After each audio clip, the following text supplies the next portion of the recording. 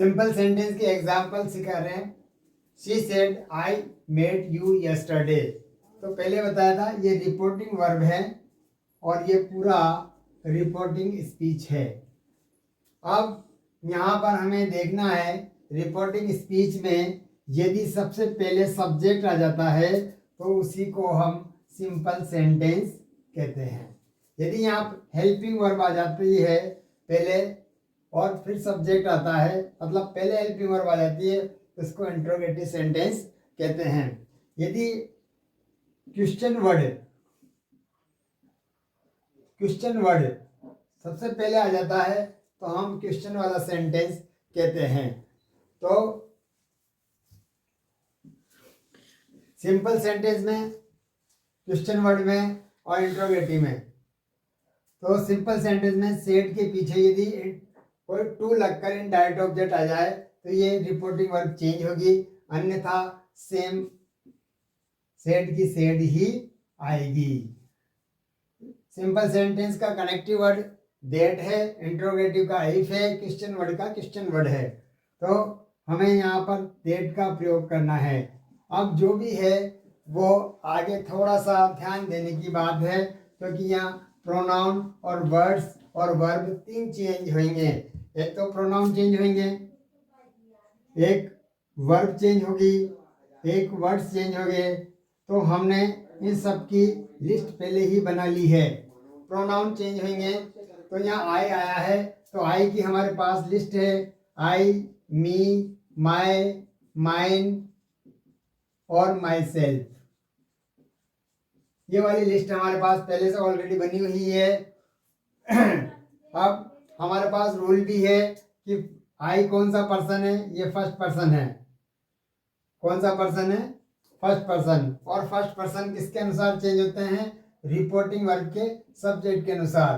तो हम यहाँ है रिपोर्टिंग वर्ब का सब्जेक्ट, तो शी की भी लिस्ट लिखनी पड़ेगी। She, her,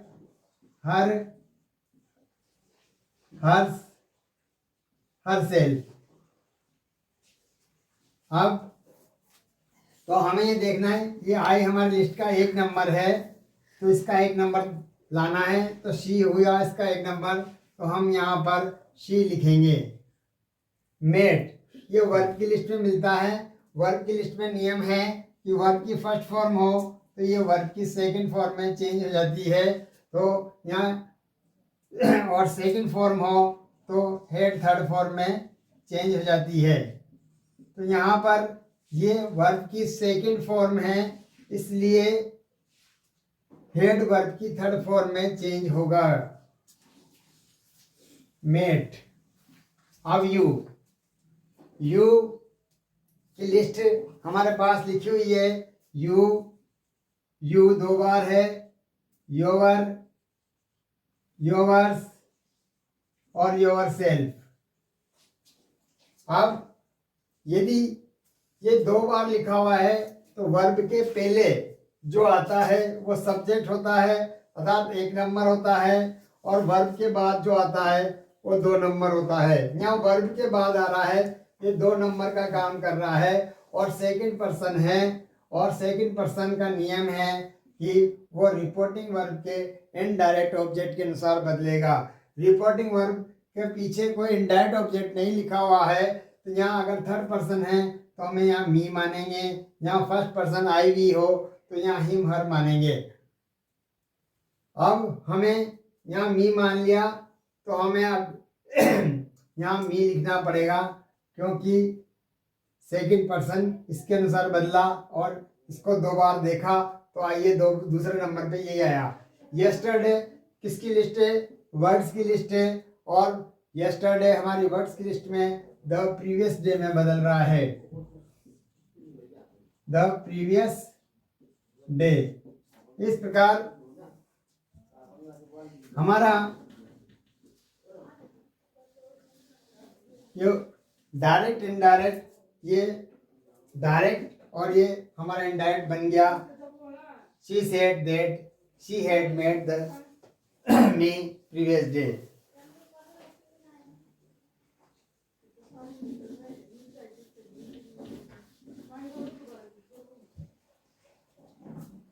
she said, he said,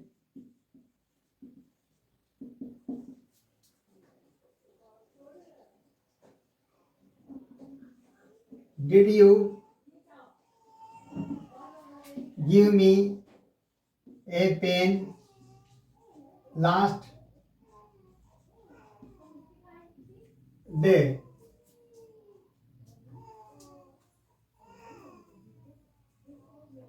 अब यहाँ हमें देखेंगे कि सिंपल सेंटेंस है या इंट्रोगेटिव सेंटेंस है। तो यहाँ हेल्पिंग वर्ब पहले आ गई तो ये सेंटेंस इंट्रोगेटिव सेंटेंस हो गया। इंट्रोगेटिव सेंटेंस हो गया तो ये ही आस्क्ड सेड किस में बदल जाएगा? आस्क्ड में। और पहले बताया कि सिंपल सेंटेंस का कनेक्टिव वर्ड दोनों को जोड़ने वाला शब्द दैट होता है, इंट्रोगेटिव में इफ होता है और क्वेश्चन वर्ड में क्वेश्चन वर्ड ही होता है। या इंट्रोगेटिव है इसलिए क्वेश्चन वर्ड नहीं आएगा, इफ आएगा। और अब हमारे पास यहाँ डिड आ गया और ये हमारी वर्ब की लिस्ट में अगर डिड पहले आ जाए और बाद में फर्स्ट फॉर्म आए तो सेकंड फॉर्म का रूल लगेगा। और सेकंड फॉर्म किस में चेंज होती है? हेड थर्ड में। और सेंटेंस को सिंपल बनाओ, सेंटेंस को सिंपल बनाओ का रूल लगेगा। और सेंटेंस को जब सिंपल बनाएंगे तो हमारा फॉर्मूला होगा ये। और डिड की वजह से हेल्पिंग वर्ब हो जाएगी हेड, और हेड के साथ हमेशा वर्ब की थर्ड फॉर्म आती है। तो अब हम सब्जेक्ट कौन सा है हमारा? यू, ये वर्ब है तो ये एक नंबर है। और second person change bye indirect object, यहाँ कोई इनडायरेक्ट ऑब्जेक्ट नहीं है इसलिए हमें मानना पड़ेगा मी, और ये एक नंबर है तो पहले इसका मी का एक नंबर मतलब सब्जेक्ट क्या होगा? आई। तो यू सेकंड पर्सन है और एक नंबर है क्योंकि वर्ब के पहले आया है। तो यहाँ पर आए, यहाँ कोई इनडायरेक्ट ऑब्जेक्ट नहीं है तो मी मानना पड़ेगा और मी का एक नंबर होता है आई। अब इसके बाद हेड हमारी हेल्पिंग वर्ब है और हेल्पिंग वर्ब के बाद गिव की थर्ड फॉर्म गिवन। ये कौन सा पर्सन है? First person. और लिस्ट में बोलें तो हमारा आई और मी दो बार हमें बोलना पड़ा। और फर्स्ट पर्सन जो भी होते हैं वो कहाँ से बदल दिए जाते हैं? रिपोर्टिंग वर्ब के सब्जेक्ट से। तो इसका हमें दो बार बोलना है ही को, तो ही को दो बार बोलेंगे तो ही हिम आएगा यहाँ। ए पेन और द प्रीवियस डे।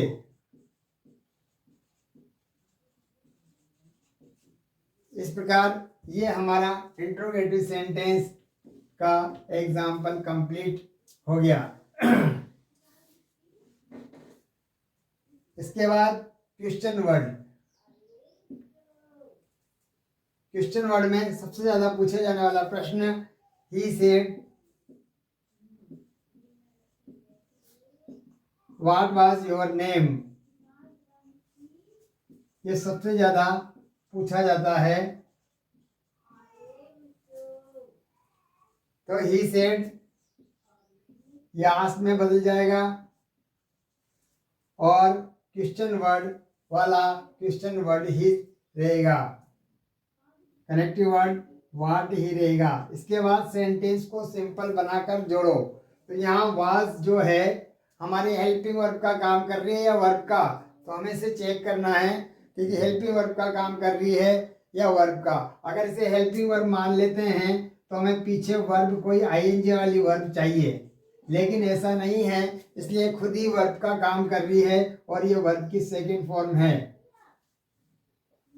और सेकंड फॉर्म अब सेंटेंस को सिंपल बना के जोड़ेंगे तो सिंपल में सबसे पहले सब्जेक्ट आएगा और सेकंड फॉर्म के लिए हेड थर्ड फॉर्म आएगी और इसके बाद ऑब्जेक्ट आएगा।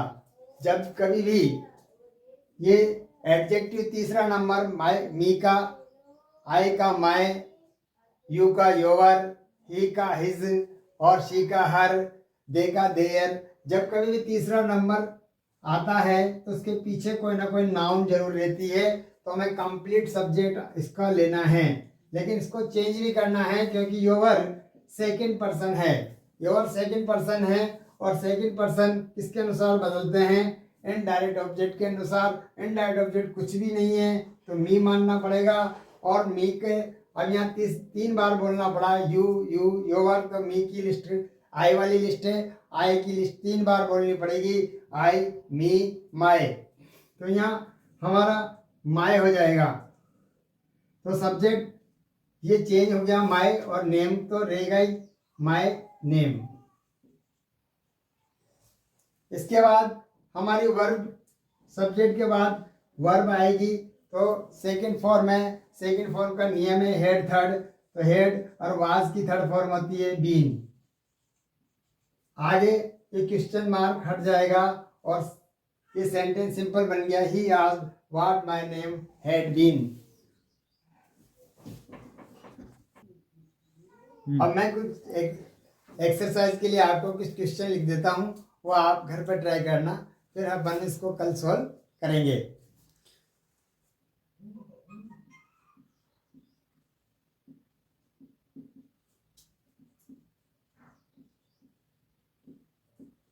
The sun rise in the east.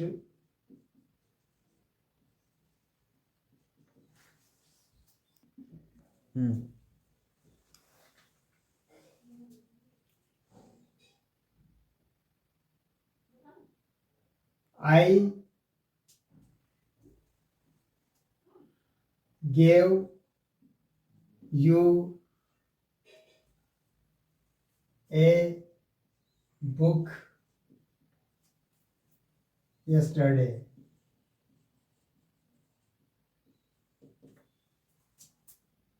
She said, I will meet you tomorrow.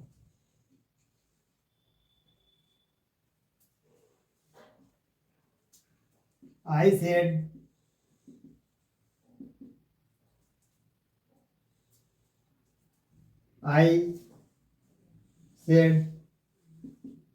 he cannot solve this question.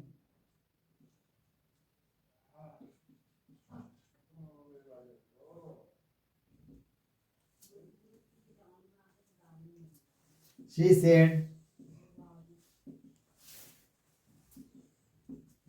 what